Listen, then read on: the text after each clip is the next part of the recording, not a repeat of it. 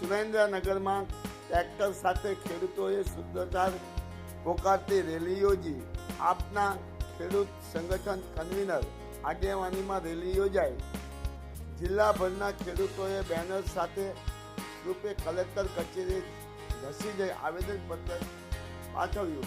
આમ આદમી પાર્ટીના કિસાન સંગઠનના પ્રદેશ કન્વીનર કરપલાની આગેવાની હેઠળ જિલ્લાભરના ખેડૂતોએ પોષણક્ષમ ભાવો ન મળતા અને અપૂરતા પ્રમાણમાં સિંચાઈનું પાણી મળવાના કારણે બાયો ચડાવી હતી. ખેડૂતોએ સોમવારે બોર્ડ અને બેનર સાથે સૂત્રોચ્ચાર પોકારતી રેલી યોજી રાજ્યના મુખ્યમંત્રી અને કૃષિ મંત્રીને ઉદ્દેશીને કલેક્ટરને આવેદનપત્ર પાઠવ્યું હતું.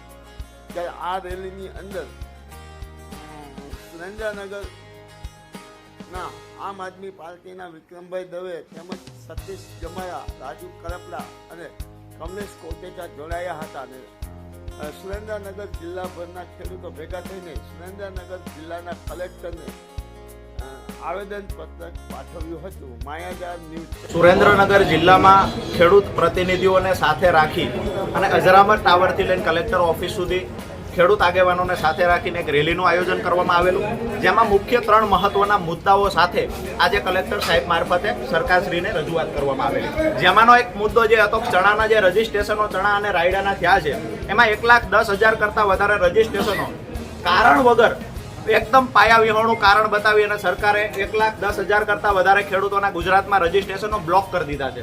આ બ્લોક થયેલા રજીસ્ટ્રેશનો અનબ્લોક કરવા માટે થઈ અને રજૂઆત હતી. એની સાથે ચણાની જે ક્વોન્ટિટી છે માત્ર ને માત્ર 90 મણની ખરીદી કરવામાં આવે છે, જ્યારે 200 મણથી વધારે ચણા તમામ ખેડૂતોને થાય છે.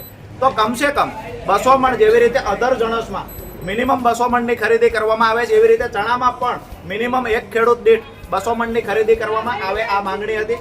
સાથે જ સફેદ ડુંગળી જે સૌરાષ્ટ્રમાં ભાવનગર, અમરેલી સાઈડમાં જે ખેડૂતોએ સફેદ ડુંગળીનું વાવેતર કરેલું, જે મોટા પ્રમાણમાં આર્થિક નુકસાન પૂરતા ભાવ ન મળવાથી ખેડૂતોએ વેઠવું છે, ત્યારે આ સમયે જેવી રીતે ભૂતકાળમાં સફેદ ડુંગળીમાં સરકારે સહાય પેટે 2-5 રૂપિયા પ્રતિ કિલોએ મદદ કરી છે, એવી રીતે આ વખતે પણ 10 રૂપિયા પ્રતિ કિલોએ સરકાર મદદ કરે. અને ત્રીજી મહત્વની જે માંગ હતી કે સૌરાષ્ટ્રમાં સિંચાઈના પાણીના અભાવે ગામડાઓ ભાંગી રહ્યા છે, ખેડૂતો ખેતી છોડીને કોઈના કારખાનાનો મજૂર બનવા માટે લાચાર છે. સુરેન્દ્રનગર જિલ્લાની વાત કરીએ તો થાનગઢ, ચોટીલા, સાયલા અને મૂળી સહિત 250 થી વધારે ગામડાઓના ખેડૂતો ખેતી છોડી અને સિટીમાં કોઈના કારખાનાના મજૂર બનવા માટે લાચાર થયા છે. ખેડૂત ખેતી છોડી રહ્યો છે, ગામડું ભાંગી રહ્યું છે.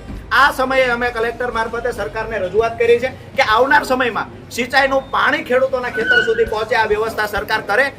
અન્યથા ખેડૂત ખેતી છોડી અને આંદોલનનો રસ્તો અપનાવવા માટે પણ મજબૂર બનશે. સુરેન્દ્રનગર જિલ્લામાં કેટલા ખેડૂતોના રજીસ્ટ્રેશન રદ થયા? સુરેન્દ્રનગર જિલ્લામાં 6,300 કરતાં વધારે ખેડૂતોના રજીસ્ટ્રેશનો રદ થયા છે, અને એ પણ પાયા વિહોણા કારણથી, કોઈ કારણ યોગ્ય નથી. સેટેલાઇટથી જે માપણી થઈ છે, પ્રમોલિગેશન થયું છે, જેમાં ભૂલ ભરેલી પ્રમોલિગેશન છે. તો કયા આધારે સરકારે નક્કી કર્યું પરફેક્ટ આ સર્વે નંબર જ એ ખેડૂતનો છે? પ્રમોલિગેશનમાં ભૂલ થઈ છે, ખેડૂતના ખેતરો બદલાઈ ગયા છે, આકૃતિ બદલાઈ ગઈ છે, ક્ષેત્રફળ બદલાઈ ગયું છે. 1 મહિના પછી કહેવામાં આવે કે તમારા ખેતરમાં પાક નથી, તો 1 મહિના સુધી શું ખેડૂત પોતાના ખેતરમાં પાક સાચવીને રાખશે? કે સેટેલાઇટથી ક્યારે સરકાર તસવીર લે છે એ સમય સુધી પાક સાચવી નાખો? એટલે એકદમ પાયા વિહોણી વાત છે. સરકારની કૃષિ વિરોધી નીતિ અને યોગ્ય સમયે નિર્ણય લેવાના અભાવના કારણે ગુજરાતનો ખેડૂત દેવાદાર બન્યો છે. અશોક વેલાળા ગામથી આવ્યો છું. અત્યારે અમારી ખાસ રજૂઆત હતી કે જે ચણા અને રાયડા માટે ખેડૂત રજીસ્ટ્રેશન કરવામાં આવ્યું છે. હવે એમાં સરકારશ્રીએ સેટેલાઇટથી સર્વે કરી અને અત્યારે ઘણા બધા ખેડૂતોને એવો લેટર મોકલવામાં આવ્યો છે કે આપના ખેતરની અંદર ચણા કે રાયડો વાવેતર કરવામાં નથી આવ્યું.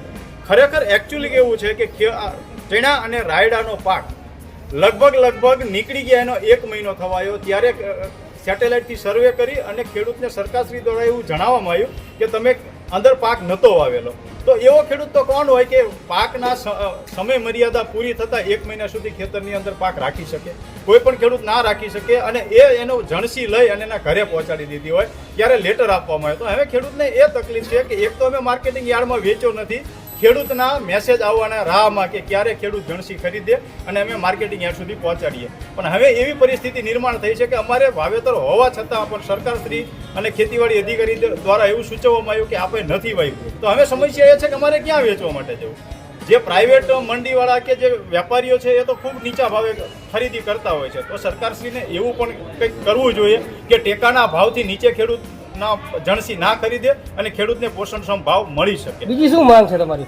બીજી એ માંગ છે કે જેનો ટૂંકમાં વાવેતર કરેલું છે એ વાવેતર કરી અને અત્યારે લેટર આપવામાં આવ્યા છે કે તમે જણસી નથી વાવી અને તમે ખેડૂત રજીસ્ટ્રેશન કર્યું છે, તેનો એક સરળ રસ્તો એવો બની શકે કે જે ગ્રામ પંચાયતના તલાટી કમ મંત્રી છે એનો અથવા સરપંચશ્રીનો દાખલો આપીને એવું રજૂઆત કરી શકે કે મેં પાક વાવેલો છે અને એ માંગણી એમને સ્વીકારી અને ખરીદી કરવી જોઈએ.